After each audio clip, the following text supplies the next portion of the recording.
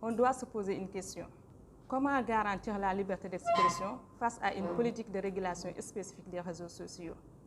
N'est-il pas possible d'envisager une régulation spécifique respectueuse de la liberté d'expression? D'où l'importance du thème et l'importance de faire la balance entre la liberté et la punité. Quelle politique juste doit adopter l'État du Sénégal? On s'interroge. Ce qui me permet directement d'invoquer et de souligner le deuxième point de ma présentation intitulé « Régulation spécifique des réseaux sociaux ». Quelle politique liberticide? Ici, on va justifier pourquoi la régulation des réseaux sociaux est attentatoire à la liberté d'expression, en ligne comme hors ligne. C'est vrai, les médias sociaux sont souvent une occasion de propager des messages illicites, attentatoires à l'honneur, à la dignité des personnes.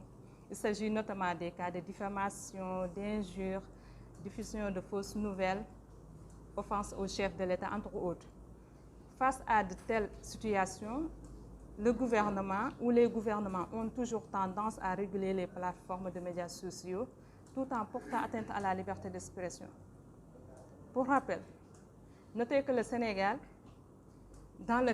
l'État du Sénégal, dans le cadre de sa mission régalienne, a adopté ce qu'on appelle son système juridique à l'évolution des technologies de l'information et de la communication à travers 4 lois du 25 janvier 2008, loi sur la société de l'information, sur la cybercriminalité, la protection des données à caractère personnel, les transactions électroniques, et le 20 août 2008, la loi sur la cryptologie.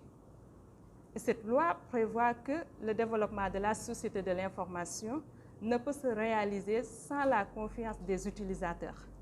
Pour y parvenir, une maîtrise globale de la sécurité des systèmes d'information et des données est indispensable. C'est ce que dit la loi sur la cryptologie. À l'heure actuelle, même si le président de la République juge très faible, je dis bien très faible, le niveau de régulation des réseaux sociaux, tout porte à croire le contraire, chers participants. J'ai déjà cité les lois de 2008. Que faisons alors de la loi de 2016 sur le code pénal et le code de procédure pénale? Qu'allons-nous faire de la loi de 2017 portant un code de la presse, de la loi de 2008? Ce qui a permis un de mes amis, qui est également cyberjuriste, Assansi, donc que certains connaissent dans cette salle, disait que, et il estime que l'adoption d'une nouvelle loi spécifique risquerait tout simplement d'étoffer le cadre juridique existant, d'une part. Et d'autre part, cette décision pourrait être considérée comme une atteinte à la liberté d'expression, qui est un droit consacré. Parce que juste, on a des lois qui réglementent les réseaux sociaux et ces lois existent depuis 2008, renforcées en 2016.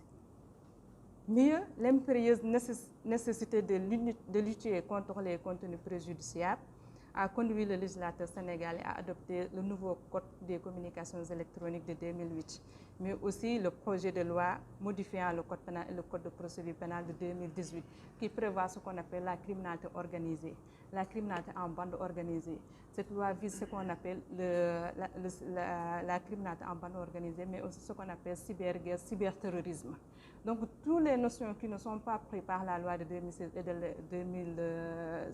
2016-2008 ont été reprises et renforcées par la loi de 2021. Donc, il y a une régulation. Mais malgré cette richesse juridique, l'environnement dans lequel les médias sociaux s'opèrent reste très difficile au Sénégal, quoi qu'on puisse dire. Les restrictions de la liberté d'expression sont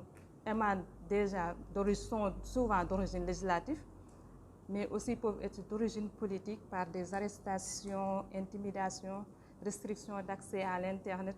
Récemment, lors des événements de mars, lorsqu'on a appelé l'opposant Ousmane Sonko, il y avait ce qu'on appelle des restrictions d'accès aux plateformes de médias sociaux comme YouTube, WhatsApp, Facebook. Il y avait des restrictions pour 72 heures. Au surplus, il peut arriver que l'État procède à ce qu'on appelle les blocages d'accès à l'Internet, ordonnant aux fournisseurs d'accès, ce qu'on appelle les FAI, de suspendre ou de restreindre l'accès à l'Internet, ce qui porte atteinte aux droits des utilisateurs.